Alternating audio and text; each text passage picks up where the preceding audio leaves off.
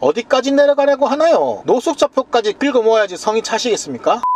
안녕하세요, 왕만두 PD의 왕만두입니다. 국회는 뭐 아니면 도라는 식으로 도박 같은 정치를 하고 있습니다. 임대차 3법 중에 2개가 7월 30일부로 통과가 되었고 시행이 되었죠. 첫 번째가 전월세금 5% 이상 상승 못한다 입니다. 이거 정말 전월세 5% 상승 못하는 거 이거 적다고 생각하시는데 절대 아닙니다. 제가 문제를 제기해 보겠습니다. 갱신될 때 무조건 5%가 올라간다고 생각해 보십시오.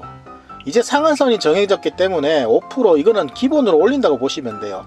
지역마다 조례를 통해서 5% 이하로 제한을 한다라고 하지만 이제 올릴 수 있는 상한선이라는 것이 정해져 버렸습니다. 그래서 무조건 올린다고 보시면 돼요, 집주인들이. 왜냐면 한번 올릴 때 많이 올릴 수가 없으니까 상한선만큼은 무조건 올릴 수 있다.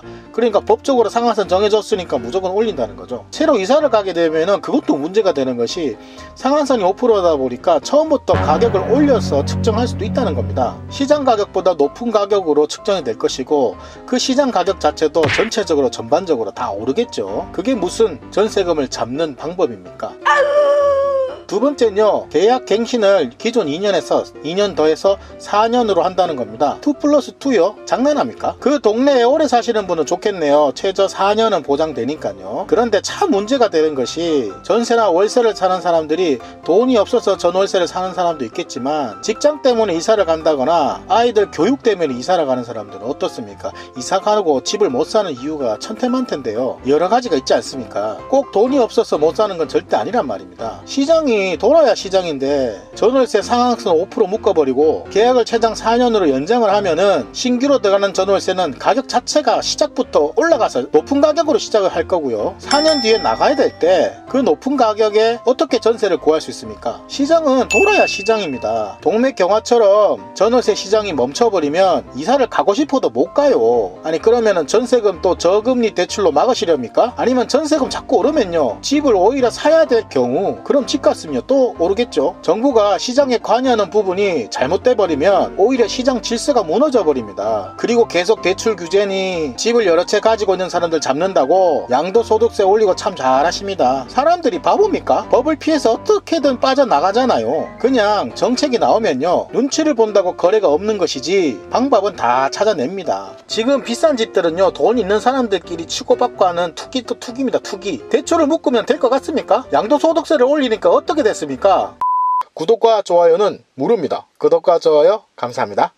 세금 낼 바에는 증여한다지 않습니까? 증여세보다 양도소득세가 더 많이 나오거나 비슷하면 증여세 내고 당당하게 자녀들한테 주는 게 더 낫지 않겠습니까? 저라도 그러겠습니다. 돈 있는 사람들은요 뭘 어떻게라도 해결을 합니다. 진짜 정책이 뭘까요? 부동산요, 주택 말입니다. 쓸데없이 가진 사람들 세금 폭탄 한번 먹여보시죠. 그런데 못하시겠죠? 왜인 줄 아십니까? 정책 하시는 분들이 부동산 가지고 있는데 자기들이 불이익 날 일을 하겠습니까? 정말 투명하게 하실 수 있습니까? 1가구 2주택 말입니다. 특별법 만들어서요 2개 이상 주택 가진 사람들 1년 안에 집 안 팔면요 두 채 중에 가장 비싼 주택 보유세를 공시지가의 50%를 잡고요 재산세를 내게 해보십시오. 이왕 하는 거 하실 수 있으세요?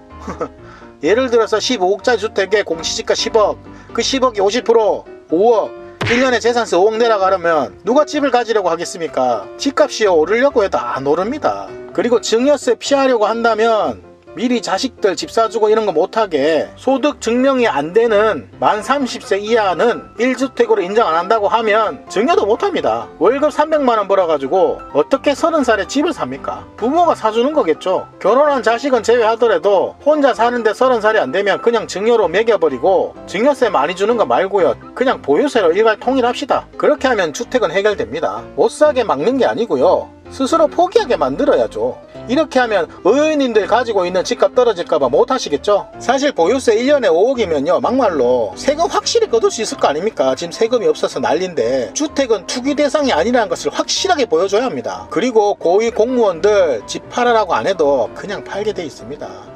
스스로 팔게 만들어야죠. 강제로 팔으라 하면 됩니까? 만약에 공무원들이 스스로 집을 엄청나게 판다 그러면 여러분 1가구 2주택 이상 박살을 내겠다는 예고편이라 생각하십시오. 왜? 정책하는 사람들 1가구 1주택인데 2주택 해서 돈 벌게 놔두겠습니까? 절대 안 놔둡니다. 지금까지는 제가 흥분해서 이렇게 이야기를 했는데요 사실 이렇게 되면 우리나라 망할 수도 있습니다. 집값이 하루아침에 엄청나게 떨어져 버리면 대출로 집을 샀을 경우 10억에 5억 대출이다 그러면은 집값이 8억이 되었을 때 대출은 5억 그대로고요 집주인이 2억 손해를 봅니다. 그런데 혹시 손해볼까봐 급매로 또 내놓습니다. 그런 시장 분위기가 되면 집값은 더 떨어지게 되어 있습니다. 은행은 집의 담보율, 그러니까 집의 가치가 떨어졌기 때문에 일부 대출 상환을 요구할 겁니다. 그걸 못 갚거나 집이 안 팔려서 경매로 넘어가면 개인은 파산할 수도 있습니다. 이것보다 더 큰 문제는 담보율이 높아서 10억짜리 집에 7억을 대출받았다. 그런데 집값이 7억이 되었거나 경매로 넘어가서 유찰해서 6억이 되었다면 은행도 적자가 나는 거죠. 공황이 일어날 수도 있습니다. 그래서 부동산 정책은